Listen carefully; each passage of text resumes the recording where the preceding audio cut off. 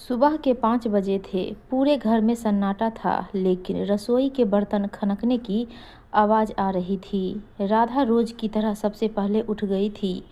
शादी को अभी सिर्फ 8 महीने हुए थे, लेकिन उसे ऐसा लगता था जैसे बरसों से इस घर की जिम्मेदारियां उसके कंधों पर हो। वह चुपचाप चाय बना रही थी, तभी उसकी सास कमला देवी रसोई में आई और आते ही बोली, अभी तक चाय नहीं बनी, पता नहीं कैसी बहू मिली है हमें। राधा ने घड़ी की तरफ देखा। चाय तो बनकर तैयार ही थी। उसने धीरे से कहा, माँ जी अभी गैस बंद ही करने वाली थी, लेकिन कमला देवी ने उसकी बात सुने बिना ही ताना मार दिया, जवाब देना तो कोई तुमसे सीखे। राधा चुप हो गई। वह जानती थी कि सफाई देने का कोई फायदा नहीं। कुछ देर बाद उसने सबके लिए नाश्ता बनाया। ससुर जी ने मुस्कुराकर कहा, बहू आज पराठे बहुत अच्छे बने हैं। लेकिन इससे पहले कि राधा खुश हो पाती, उसकी सास बोल पड़ी, अरे इसमें कौन सा बड़ा काम कर दिया, घर की बहू है, यही तो करेगी। राधा के चेहरे की मुस्कान वहीं रुक गई। दिन भर वह पूरे घर का काम करती, कपड़े धोना, खाना बनाना, सफाई करना, सबकी ज़रूरतों का ध्यान रखना, लेकिन उसके हिस्से में कभी तारीफ नहीं आती थी। उसका पति अमित भी अपनी माँ के सामने कुछ नहीं बोलता था। वह राधा को समझाता, माँ का स्वभाव ऐसा ही है, तुम दिल पर मत लिया करो। लेकिन हर रोज की चोट दिल पर न लगे, यह कैसे हो सकता था। एक दिन राधा की तबीयत बहुत खराब थी। तेज बुखार था, फिर भी वह रसोई में खड़ी खाना बना रही थी। सास ने देखा तो बोली, आजकल की लड़कियां जरा सा सिर दर्द हो जाए तो बिस्तर पकड़ लेती है। राधा की आंखें भर आई। उसे अपनी माँ की याद आ गई। अगर वह मायके में होती तो उसकी माँ उसे एक गिलास पानी भी खुद उठाने नहीं देती। उस रात जब सब सो गए, राधा अपने कमरे में बैठी रो रही थी। उसने धीरे से अपनी माँ को फ़ोन लगाया। फ़ोन उठते ही माँ ने पूछा, कैसी है मेरी बेटी। बस इतना सुनते ही राधा की आंखों से आंसू बह निकले, मगर उसने खुद को संभाल लिया और बोली, मैं ठीक हूँ माँ। माँ समझ गई थी कि बेटी कुछ छुपा रही है, लेकिन उन्होंने ज़्यादा कुछ नहीं पूछा। फ़ोन रखने के बाद राधा देर तक छत को देखती रही।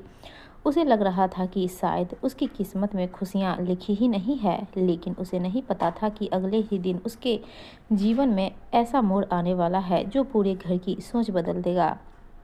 अगली सुबह राधा की आंखें भारी थी। रात भर वह ठीक से सो नहीं पाई थी, फिर भी रोज की तरह सबसे पहले उठकर काम में लग गई। उसका बुखार अभी भी पूरी तरह उतरा नहीं था, लेकिन घर में किसी को उसकी तबीयत की परवाह नहीं थी। नाश्ता बनाकर वह आंगन में कपड़े सुखा रही थी कि तभी पड़ोस की शांति चाची आ गई। उन्होंने राधा को देखा तो चौंक गई। अरे बहू, तुम्हारा चेहरा इतना पीला क्यों लग रहा है।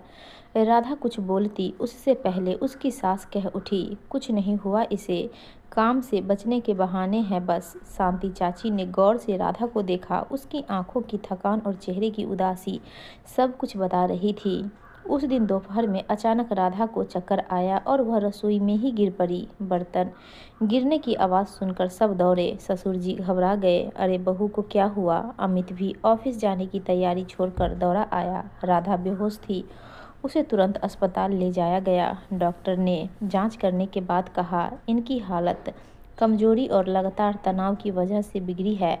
इन्हें आराम की सख्त ज़रूरत है। अमित पहली बार चुप हो गया। उसे याद आने लगा कि कितनी बार उसने राधा की तकलीफ़ों को सिर्फ माँ का स्वभाव कहकर नज़रअंदाज कर दिया था।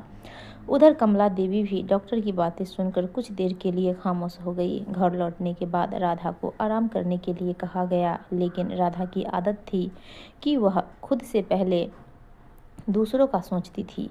अगली सुबह वह फिर रसोई में पहुंच गई। तभी ससुर जी ने उसे रोक दिया। बहू, आज तुम कोई काम नहीं करोगी। राधा हैरान रह गई। उसी समय कमला देवी भी वहां आ गई। राधा को लगा कि अब फिर कोई ताना मिलेगा, लेकिन कमला देवी ने धीमी आवाज़ में कहा, जाकर आराम करो। राधा को अपने कानों पर विश्वास नहीं हुआ। उसने पहली बार अपनी सास की आवाज़ में थोड़ी नरमी महसूस की, लेकिन यह बदलाव अचानक क्यों आया था। क्या कमला देवी सचमुच बदल रही थी या इसके पीछे कोई और वजह थी। राधा के मन में कई सवाल थे।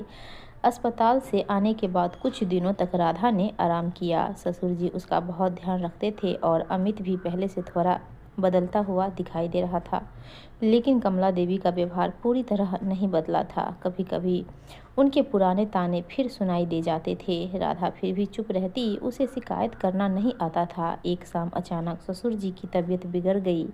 उन्हें सीने में तेज दर्द हुआ। पूरे घर में हड़कंप मच गया। अमित उस समय ऑफिस के काम से दूसरे शहर गया हुआ था। कमला देवी घबरा कर रोने लगी। अब क्या होगा, मैं क्या करूं? उस समय घर में सिर्फ राधा ही थी जिसने हिम्मत नहीं हारी। उसने तुरंत एम्बुलेंस बुलवाई, जरूरी कागजात संभाले और ससुर जी को अस्पताल ले गई। पूरी रात वह अस्पताल के बाहर बैठी रही। डॉक्टरों ने बताया कि समय पर अस्पताल पहुंचने की वजह से बड़ा खतरा टल गया। अगर थोड़ी भी देर हो जाती तो स्थिति बहुत गंभीर हो सकती थी। यह सुनकर कमला देवी की आंखों से आंसू बह निकले। उन्हें पहली बार एहसास हुआ कि जिस बहू को वह हर बात पर ताने देती थी, वही आज उनके परिवार की सबसे बड़ी ताकत बनकर खड़ी है। अगले दिन अमित भी वापस आ गया। जब उसे पूरी बात पता चली तो उसका सिर शर्म से झुक गया। उसे समझ आ गया कि राधा सिर्फ इस घर की बहू नहीं बल्कि इस परिवार की ढाल है। कुछ दिनों बाद ससुर जी घर लौट आए। धीरे धीरे सब सामान्य होने लगा, लेकिन एक रात कमला देवी अपने कमरे में अकेली बैठी थी। उनके हाथ में एक पुराना फोटो था।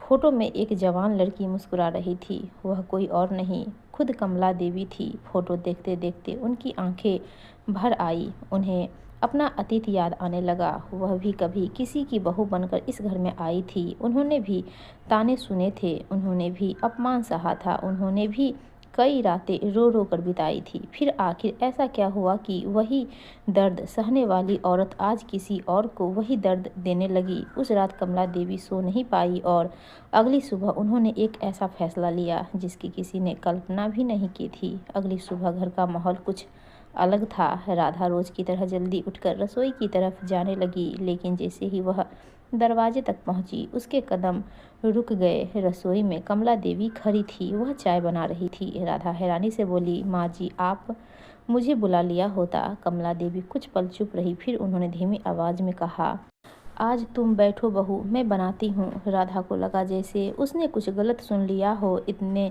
में ससुर जी और अमित भी आ गए। सबके सामने कमला देवी ने पहली बार राधा की तरफ देखा और कहा, मैं तुमसे कुछ कहना चाहती हूँ। घर में सन्नाटा छा गया।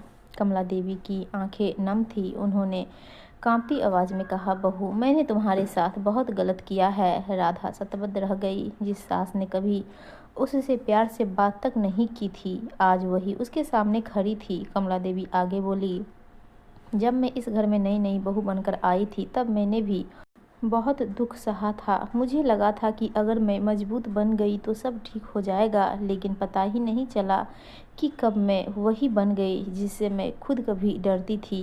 उनकी आंखों से आंसू बहने लगे। तुमने इस घर के लिए इतना कुछ किया, लेकिन मैंने कभी तुम्हारी अच्छाई नहीं देखी, सिर्फ कमियां ढूंढती रही। राधा की आंखें भी भर आई। कमला देवी ने आगे बढ़कर उसका हाथ पकड़ लिया। अगर हो सके तो मुझे माफ़ कर देना। इतना सुनते ही राधा फूट फूट कर रो पड़ी। वह झट से नीचे झुकी और अपनी सास के पैर छू लिए। माँ जी, आप ऐसा मत कहिए, बड़े कभी माफ़ी नहीं मांगते। कमला देवी ने उसे उठाकर गले लगा लिया। शायद पहली बार उस घर में सास और बहू नहीं बल्कि दो औरतें एक दूसरे के दर्द को समझ रही थी। अमित की आंखें भी नम हो गई। ससुर जी ने भगवान का धन्यवाद किया। घर में बरसों बाद ऐसा सुकून महसूस हो रहा था। लेकिन कहानी यहीं ख़त्म नहीं हुई थी। कुछ दिनों बाद अमित की नौकरी अचानक चली गई। घर की आर्थिक स्थिति डगमगाने लगी। बैंक की किस्तें, दवाइयों का खर्च और रोज़मर्रा की ज़रूरतें सब एक साथ सामने खड़ी थी। पूरा परिवार चिंता में डूब गया। अमित की नौकरी जाने के बाद घर का माहौल बदल गया था। जहाँ पहले हंसी की आवाज़ें सुनाई देती थी, वहाँ अब चिंता और खामोशी ने जगह ले ली थी।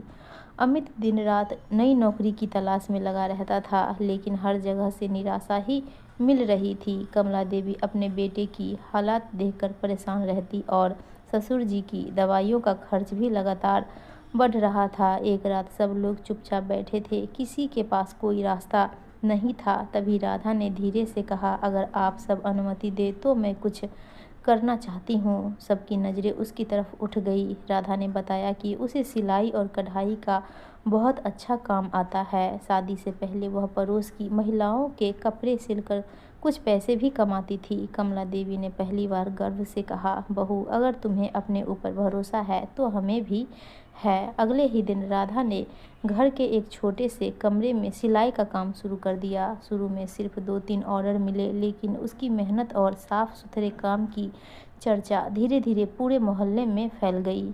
कुछ ही महीनों में उसके पास इतने काम आने लगे कि उसे समय कम पड़ने लगा। राधा ने मोहल्ले की 2 ज़रूरतमंद महिलाओं को भी अपने साथ काम पर रख लिया। घर की आमदनी बढ़ने लगी। उधर अमित को भी एक अच्छी कंपनी में नई नौकरी मिल गई। धीरे धीरे घर की सारी परेशानियां कम होने लगी। एक दिन मोहल्ले में महिला सम्मान समारोह आयोजित किया गया। उसमें राधा को आदर्श बहू और प्रेरणादायक महिला के सम्मान से नवाजा गया। जब उसे मंच पर बुलाया गया तो उसने सबसे पहले अपनी सास कमला देवी को मंच पर बुला लिया। राधा ने माइक पर कहा, आज मैं जो भी हूँ अपने परिवार की वजह से हूँ। गलतियाँ हर इंसान से होती है, लेकिन जो उन्हें स्वीकार करके बदल जाए वही सबसे बड़ा इंसान होता है।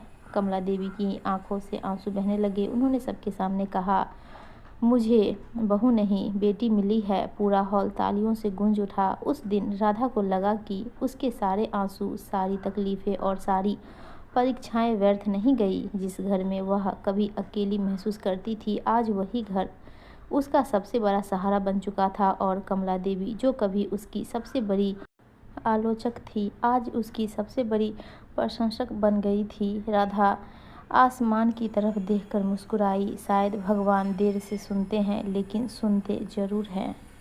दोस्तों, आपको यह कहानी अच्छी लगी हो तो प्लीज़ वीडियो को लाइक कीजिएगा और चैनल को सब्सक्राइब